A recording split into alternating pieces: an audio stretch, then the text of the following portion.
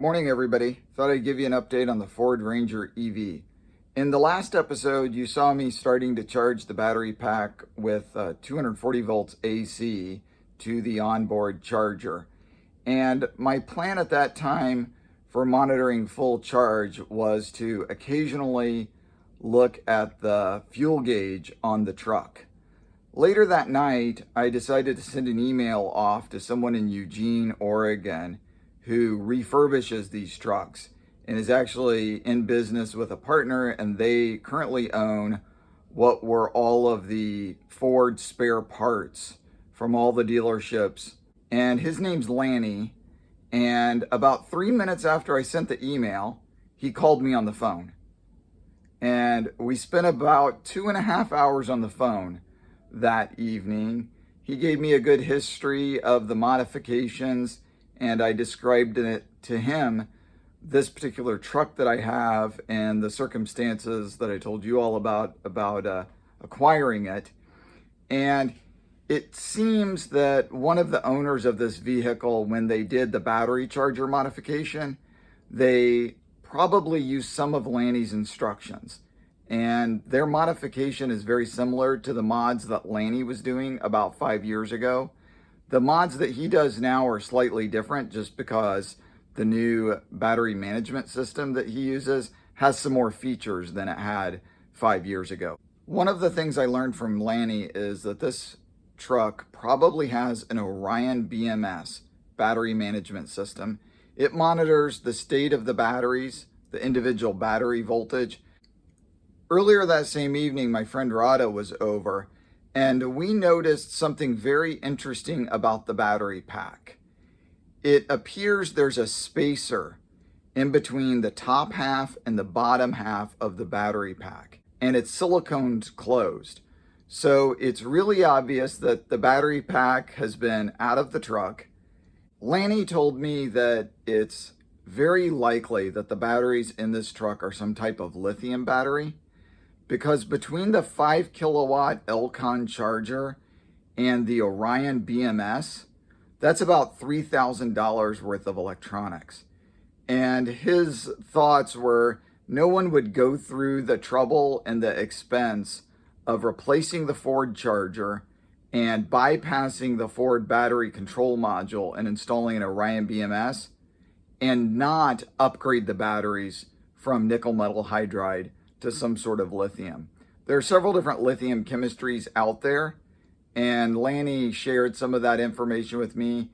The lithium ion chemistry are the batteries that can go into thermal runaway and catch on fire, and they're really hard to put out. The Orion BMS is what sends the signal to turn on and off the power to the charger, and the way that gets turned on and off is from the power control station. Now, I don't have a power control station. I'm just plugging AC directly into the charger. I explained to Lanny what I was doing, and he kindly let me know that there's not going to be anything to stop the batteries from charging the way I'm charging. The BMS isn't going to tell the charger to stop, and the charger's not going to stop on its own. The only thing that's going to stop the charger is me. And the only indication I have right now on when I should start or stop charging is the battery pack voltage. The pack voltage is about 250 volts.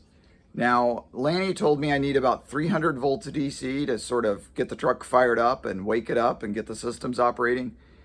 So I thought, okay, well, I'll just keep the charger on, and every 4 to 6 hours, I'll turn it off, disconnect the batteries, measure them.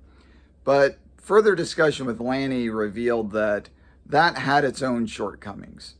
Let's say I have a pack voltage of 270 volts. Now, lithium cells that are used in packs like this have a nominal voltage of somewhere around 3.2 volts. So a pack voltage of 270 volts could indicate that all the 104 cells that likely make up this pack are each at 2.6 volts, and I need to continue charging. But a pack voltage of 270 volts could also indicate that 70 of the batteries are fully charged at 3.2 volts, and 30 of the batteries are underperforming, not taking a charge, and they might be below 2 volts, maybe 1.5 or 1.6 volts. So if I keep charging in that situation, I'm going to overcharge the cells that are already fully charged and at 3.2 volts.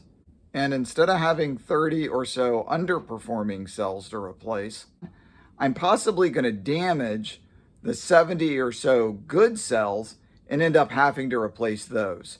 So after getting a better understanding of how this system is likely put together, I decided the best course of action was to stop charging and get some diagnostic tools. Now, the Orion BMS has a CAN bus adapter, and they provide a free software program to use a PC to communicate with the Orion BMS, which monitors all the cells. It can tell me what the voltage of the cells are and whether the BMS is indicating that the batteries need to be charged or not. So while I was still on the phone with Lanny the other night, I ordered the Orion BMS CAN adapter. While I'm waiting on the Orion BMS CAN adapter to arrive so that I can run the Orion diagnostics on my laptop, I went ahead and moved the truck into the garage because I think it's pretty likely that I'm going to end up dropping the battery pack out of the truck to get a look at the BMS, figure out the rest of the wiring, what's powering the BMS, how the pilot signal gets from the Orion BMS to the J1772 connector to command the power control station to turn on or off.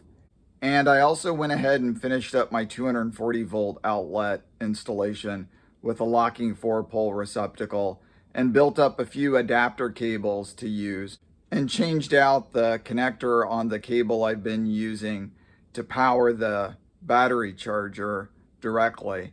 And I also started to build up the adapter that I'm going to need for the J1772 power control station that I've ordered. That's pretty much all the updates for today. We're going to be waiting on the CAN adapter to show up so we can get the diagnostics on the Orion BMS. And remains to be seen if we're going to drop the battery pack before then or not. Later this afternoon, I'm going to be helping my buddy Chris take the head off of his 1992 Corolla so we can do a head gasket replacement. So that's going to take up pretty much the rest of this afternoon. We'll see y'all later and update you with another video soon.